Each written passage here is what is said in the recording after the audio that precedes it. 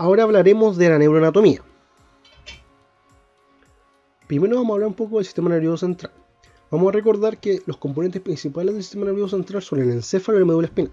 Que el encéfalo tiene los hemisferios cerebrales o telencéfalo, y aquí estamos usando una clasificación embriológica: diencéfalo, cerebelo, tronco encefálico, mesencéfalo, puente, protuberancia o puente de Barolio, bulbo raquídeo o médula oblonga y la médula espinal.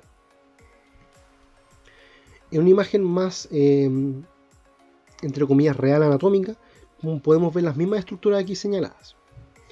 Hemisferios cerebrales, el diencéfalo que está en rojo, el mesencéfalo en verde, el puente en mostaza, el bulbo en celeste, todo esto el tronco encefálico, cerebelo, médula espinal abajo.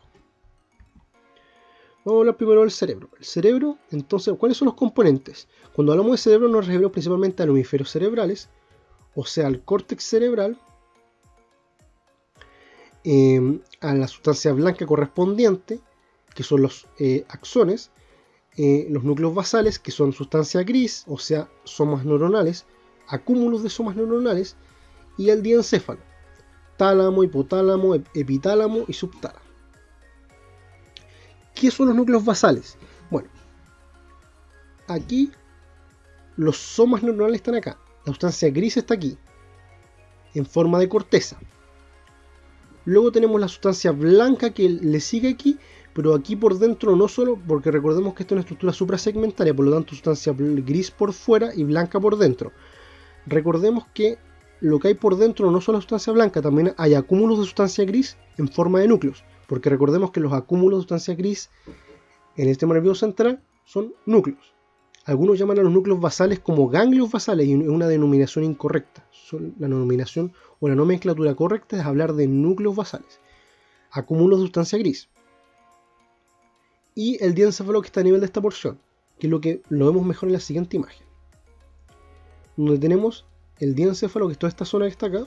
Tenemos tálamo, hipotálamo, o sea abajo, subtálamo y el epitálamo. Todo esto es cerebro. A su vez, los hemisferios cerebrales están separados en el centro por una fisura longitudinal del cerebro. Fisura. El cerebro tiene varias caras: cara superolateral, cara medial, cara inferior o basal.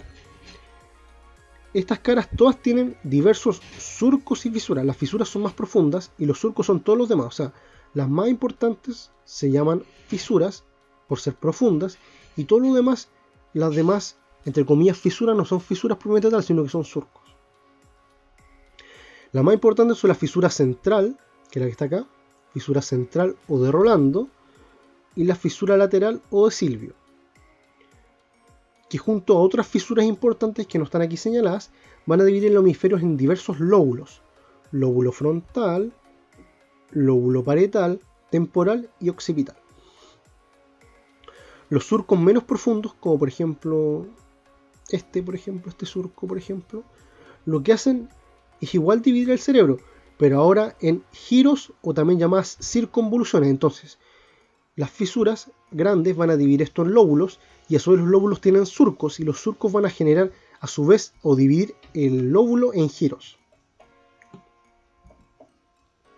Con respecto al tronco encefálico y cerebelo, tenemos que el tronco encefálico se divide principalmente en tres partes, que ya lo hemos nombrado muchas veces: mesencéfalo, puente y bulbo.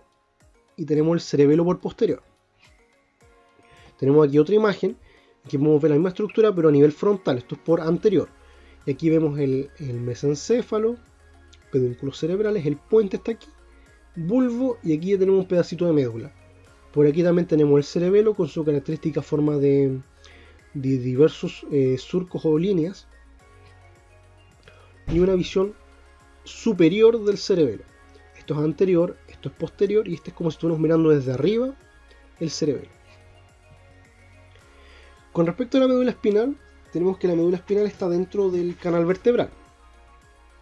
Continúa hacia craneal, ya lo nombramos, con el bulbo, y a nivel y no abarca toda la columna vertebral, porque no llega de aquí hasta acá, sino que llega específicamente a nivel de las columnas de la vértebra lumbar L1, L2, acá, y todo esto es médula espinal. Abajo de esto hay puros nervios, por eso ven puras fibras aquí. Estos son puros nervios que están dentro del canal medular. Y se llama la típica cola de caballo que está descrita aquí.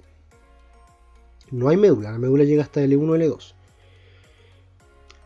De la médula espinal lo que ocurre es que emergen 31 pares de nervios espinales. Y cada uno tiene raíces anteriores y posteriores. Y además tienen un ganglio espinal. Y lo que vemos aquí. Acá, ¿qué es lo que vemos? Vemos un corte a nivel de la médula espinal, vemos el nervio espinal propiamente tal, y vemos que se origina a partir de una raíz ventral y una raíz dorsal. Y a su vez vemos que la sustancia gris y blanca está dispuesta así, sustancia gris por dentro y blanca por fuera, o sea, una estructura infrasegmental. ¿Cuáles son las funciones del sistema nervioso central? Ya, ojo importante aquí.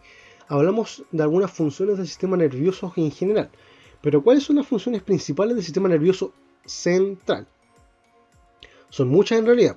Generar pensamientos, emociones, almacenar memoria, estimular la contracción muscular y las secreciones glandulares, pero probablemente la más importante de todas las funciones del sistema nervioso central sea ser un centro de mando.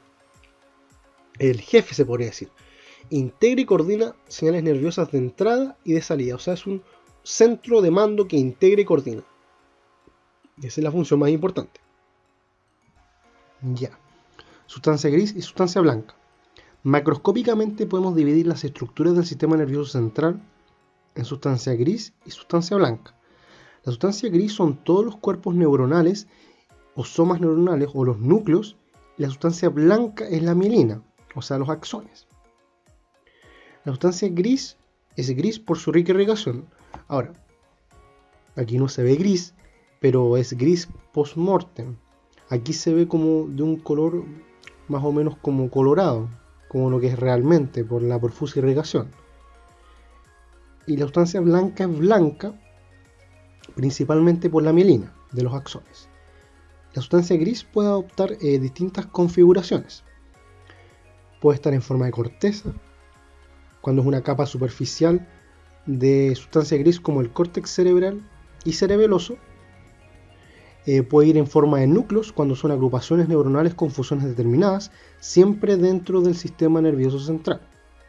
O puede ir en forma de ganglios, cuando son agrupaciones neuronales al igual que los núcleos, pero fuera del sistema nervioso central, o sea, a nivel del sistema nervioso periférico, como los ganglios espinales o los neurovegetativos. Aquí, ¿qué podemos ver?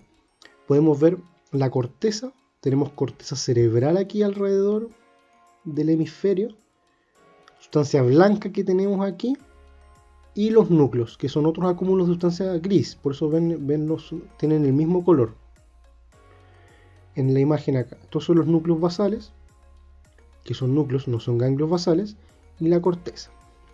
Y aquí también lo vemos también aquí, en la médula espinal.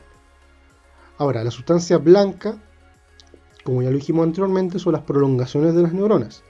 Los axones, quiero decir, principalmente mielínicos, junto a los oligodendrocitos. Conducen el impulso nervioso dentro del sistema nervioso central, ya que fuera lo hacen mediante los nervios. Ahora, dentro del sistema nervioso central pueden adoptar formas de comisura y en general muchas otras estructuras, como por ejemplo fascículos, tractos, brazos, lemniscos, pedúnculos, asa o cápsulas. La cosa es que si cualquiera de estas denominaciones ustedes la escuchan, es porque nos referimos netamente a sustancia blanca, pero con distintas configuraciones. Por ejemplo, tenemos aquí una comisura, que una comisura es una comunicación entre dos hemisferios cerebrales de sustancia blanca, que es el cuerpo calloso. Es un tipo de comisura y por tanto, como es una comisura, es sustancia blanca. Con respecto a las meninges, tenemos que todo el sistema nervioso central se encuentra rodeado de varias membranas, que en su conjunto son las meninges. Son 3 capas. De externo a interno tenemos dura madre, aracnoides y pía madre. Además, entre estas mismas capas y rodeando al sistema nervioso se encuentra el líquido cefalorraquídeo que lo protege. La capa más interna, que en este caso se ve de color verde, la pía madre, cubre íntimamente el parénquima del sistema nervioso central. El líquido cefalorraquídeo mencionado anteriormente se encuentra entre la pía madre y la aracnoides. en un lugar que se llama espacio subaracnoideo. Como podemos ver aquí, tenemos entonces la pía madre, tenemos la aracnoides de color rojo, y entre ambas está el espacio subaracnoideo, debajo del aracnoides, y aquí es donde circula el líquido cefalorraquídeo. Por eso se dice que el sistema nervioso central está suspendido en este líquido. Finalmente, tenemos la dura madre, que es la que está acá. Esta dura madre es firme y gruesa, la cual a su vez se relaciona íntimamente con los huesos que cubren el sistema nervioso central. En este caso tenemos el cráneo, y en el caso de la médula espinal serían los cuerpos vertebrales de la columna vertebral.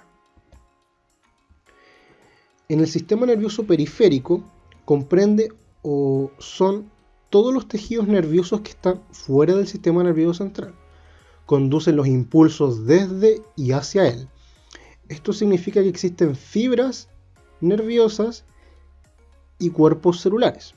Sustancia blanca y sustancia gris entre comillas. El sistema nervioso periférico está organizado en nervios que conectan el sistema nervioso central con las estructuras periféricas. Entonces, el sistema nervioso periférico, el neurilema o células de Schwann, puede adoptar dos formas distintas, en forma de fibras mielínicas y fibras amielínicas. En el caso de las fibras mielínicas, están las células de Schwann, o hay una célula de Schwann específica para un axón, organizándose en una serie continua de células envolventes que producen mielina. O sea, la célula de Schwann se convierte en una única célula que envuelve un axón. Como pueden ver aquí, la célula de Schwann rodea completamente un solo axón. En cambio, en las fibras amielínicas, las células de Schwann no componen una serie aparente, sino que pueden haber varios axones dentro de una misma célula, como lo que podemos ver aquí. Vamos a ver aquí el núcleo, miren, ahí está el núcleo de la célula de Schwann, aquí está el núcleo, entonces aquí hay una célula para varios axones. Ahora, la diferencia es que las células de Schwann en una fibra amielínica no producen mielina. En el caso de los nervios, esto ya es más bien un recordatorio de lo que vimos anteriormente. Tenemos que los nervios entonces lo que tienen es sus haz de fibras nerviosas fuera del sistema nervioso central. O sea, son varias fibras nerviosas que juntas van en forma de fascículo, luego varios fascículos forman el nervio. Entonces recordar simplemente que tenemos el axón que se rodea del endoneuro, pasa a llamarse fibra nerviosa, varias fibras nerviosas se rodean del perineuro, pasando a llamarse un fascículo, y varios fascículos se unen y se rodean de epineuro y forman el nervio propiamente tal. A su vez, los acúmulos de cuerpos neuronales en el sistema nervioso periférico se llaman ganglios, y los ganglios pueden ser motores, que pueden ser autónomos y sensitivos. Por ejemplo, un ganglio espinal aquí, que es sensitivo, son los típicos ganglios espinales, ganglios raquídeos, son netamente sensitivos, tienen neuronas pseudomonopolares, y estos ganglios que son ganglios de la cadena laterovertebral simpática, que son ganglios autónomos o neurovegetativos. Con relación a la clasificación de los nervios, se pueden clasificar de varias formas. Una es la clasificación según la función. Nervios, propiamente tal. Nervios motores o aferentes que llevan los impulsos desde receptores, como los de los sentidos, hasta el sistema nervioso central, y nervios sensitivos o eferentes que conducen impulsos desde el sistema nervioso central hasta órganos efectores. Ahora, el problema es que esta clasificación no es tan efectiva o no es tan buena. Lo vamos a ver más adelante. Y la razón principal es que no existen, hay muy pocas excepciones, pero en general existen muy pocos nervios que son motores o sensitivos puros. La mayoría de los nervios son mixtos, o sea, llevan información motora y sensitiva. Ahora, hay otra clasificación que es según su origen. Podemos considerar los nervios, obviamente este es el nervio original, porque después vamos a ver que los nervios espinales se mezclan entre sí y forman nervios periféricos multisegmentarios, pero originalmente son nervios espinales. Y en general el origen se basa en que si vienen desde el tronco encefálico, o tronco encefálico o encéfalo propiamente tal, son nervios craneales, y si vienen de la médula espinal, son nervios espinales. Craneales, espinales. Entonces tenemos que los nervios craneales son 12.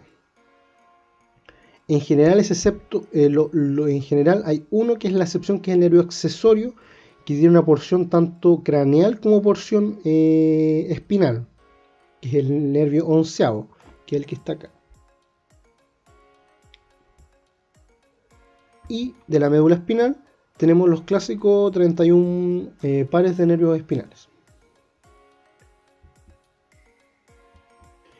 Ya, con respecto a los nervios espinales, nacen desde la médula espinal. Ya lo tenemos aquí, tenemos el nervio espinal y esta es la médula espinal, probablemente de la sustancia gris y sustancia blanca. Ahora, nacen primero en forma de filetes radiculares o raicillas, también llamadas filamentos. Entonces, estos filamentos, hay filamentos que vienen por delante y filamentos que vienen por detrás, anteriores y posteriores, o ventrales y dorsales. Estas raicillas lo que hacen es que se convergen y forman dos raíces grandes, una raíz nerviosa anterior o ventral y una raíz posterior o dorsal, que es lo que vemos aquí. Las raíces anteriores o ventrales son fibras motoras o eferentes que vienen desde la asta anterior de la médula espinal hasta los órganos efectores periféricos. O sea, se generó aquí esta porción, hay neuronas motoras, sus fibras van en estas raicillas, sus axones van en estas raicillas, y estas raicillas convergen y forman una gran raíz, que es la raíz ventral, que principalmente es motora. Lo mismo pasa para la porción sensitiva. Son fibras sensitivas o aferentes que vienen desde los cuerpos celulares, que es de los ganglios sensitivos de los nervios espinales. Vienen desde terminaciones sensitivas y van a ser hasta posterior de la médula espinal.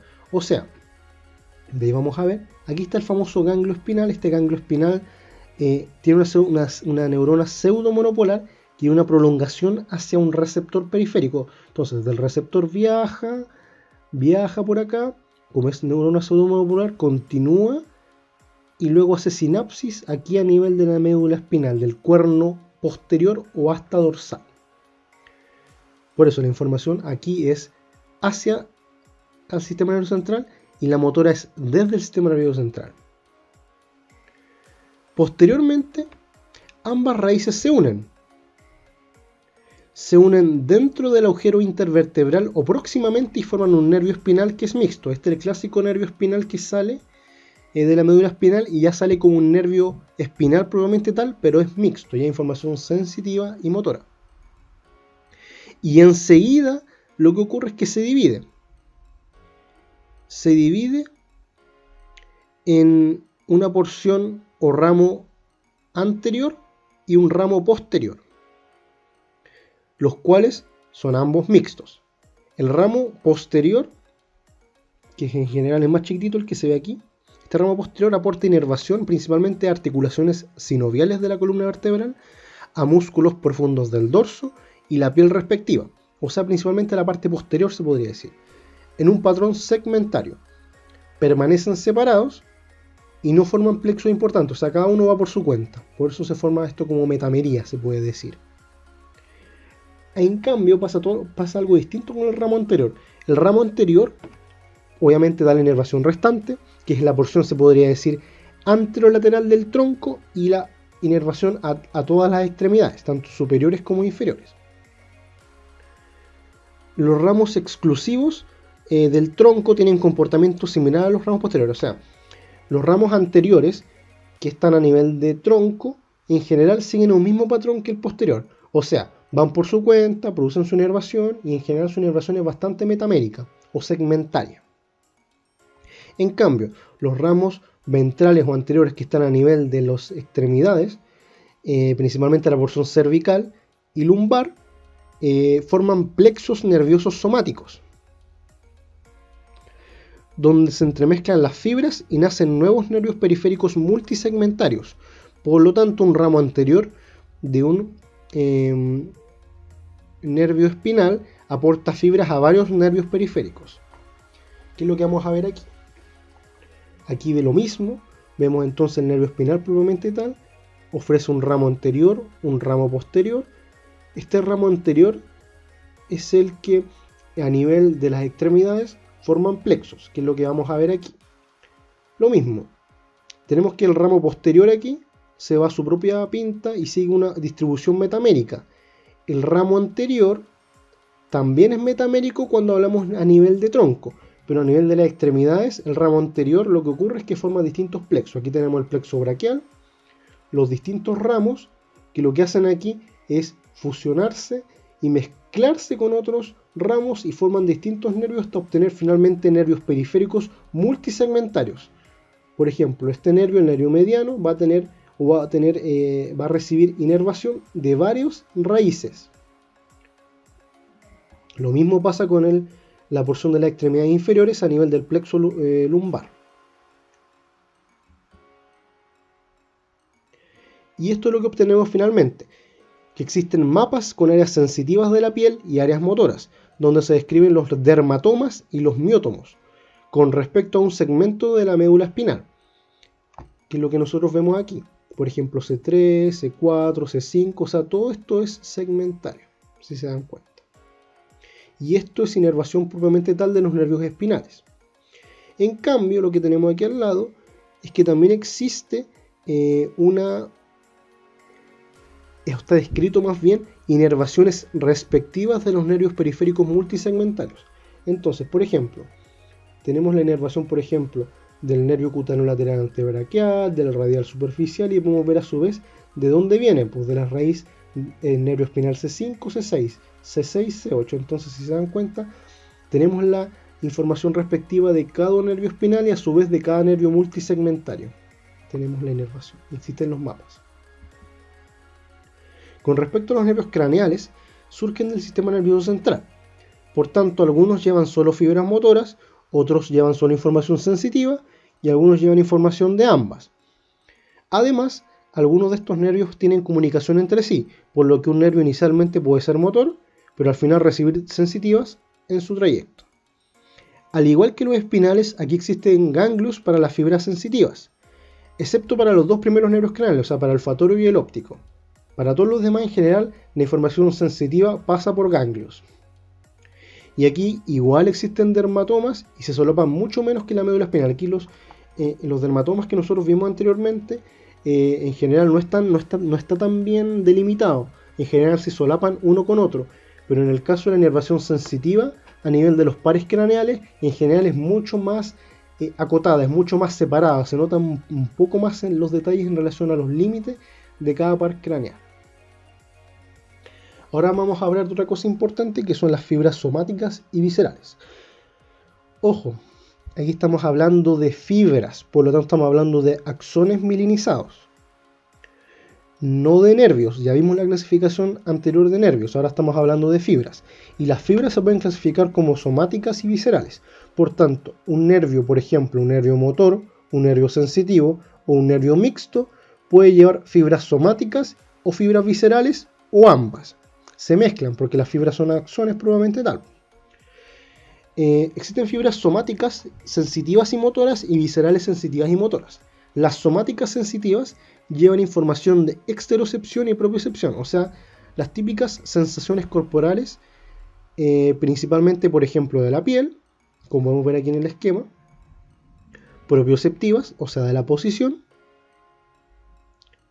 y también tenemos somáticas motoras, principalmente que van al músculo esquelético, ¿ya? También tenemos fibras viscerales que también pueden ser sensitivas o motoras. Las sensitivas en general son clásicamente sensaciones viscerales, que pueden ser, por ejemplo, dolor visceral, distensión también, presión arterial, niveles de gases, etc. Y las motoras en general llevan impulsos nerviosos a músculo liso y cardíaco y glándulas. Y clásicamente las fibras viscerales motoras se dividen en fibras presinápticas y postsinápticas, que veremos más adelante, que es sumamente importante para entender el sistema nervioso autónomo.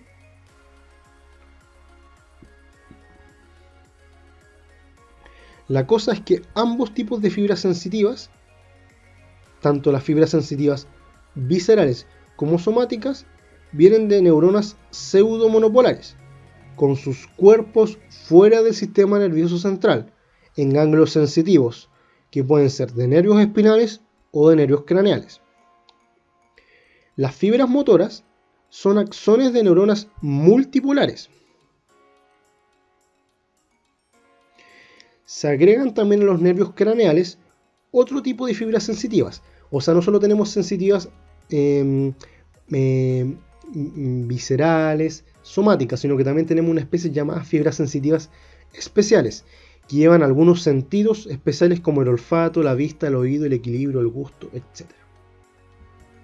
Todo esto es importante porque ahora vamos a hablar del sistema nervioso somático y autónomo, que es la clasificación funcional. El sistema nervioso somático, o también llamado de la vía de relación o voluntario, en general toma partes del sistema nervioso central como del periférico. Proporciona inervación sensitiva y motora a todo el cuerpo, excepto las vísceras de cavidades corporales, tampoco el músculo liso y tampoco las glándulas. Ofrece inervación sensitiva también para el dolor, temperatura, posición, en general, información exteroceptiva y también propioceptiva. Y su inervación principal es hacia el músculo esquelético, que es un músculo voluntario, es algo que los movimientos que nosotros podemos hacer de forma voluntaria. También tenemos el sistema nervioso autónomo o neurovegetativo, también llamado involuntario. Ofrece inervación sensitiva del dolor visceral, distensión de vísceras y en general información de la homeostasis. La inervación motora es principalmente al músculo liso, al músculo cardíaco y a las glándulas.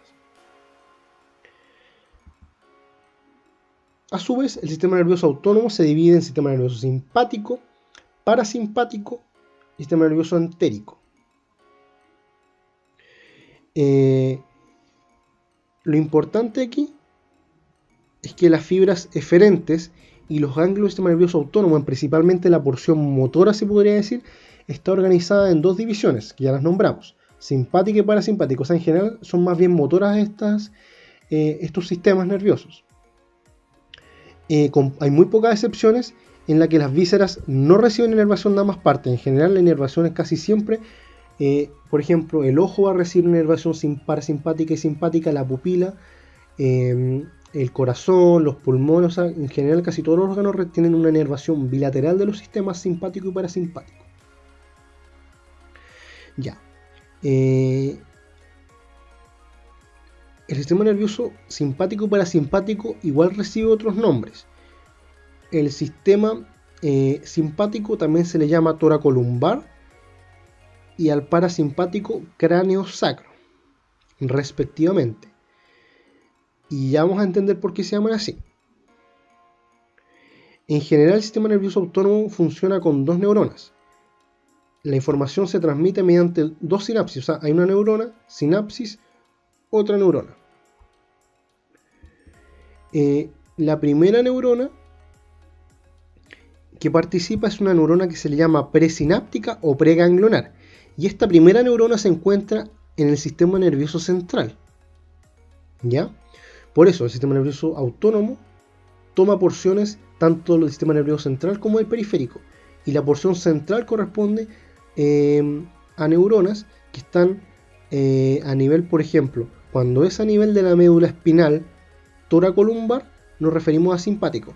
Por eso el sistema simpático se le llama toracolumbar, porque su primera neurona se encuentra a nivel de la médula espinal, torácica y lumbar.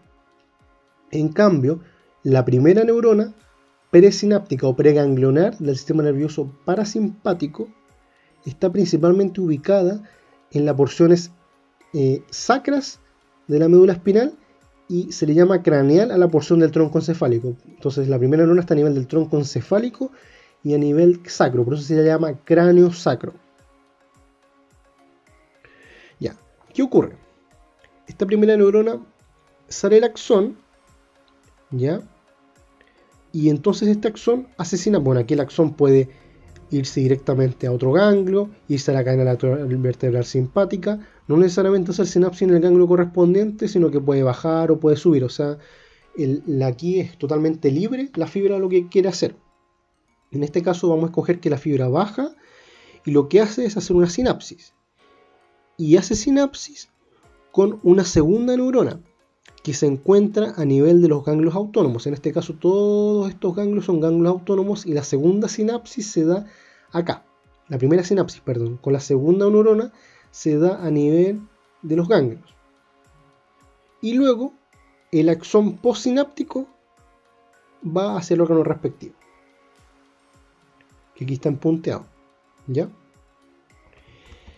En general las funciones del sistema nervioso autónomo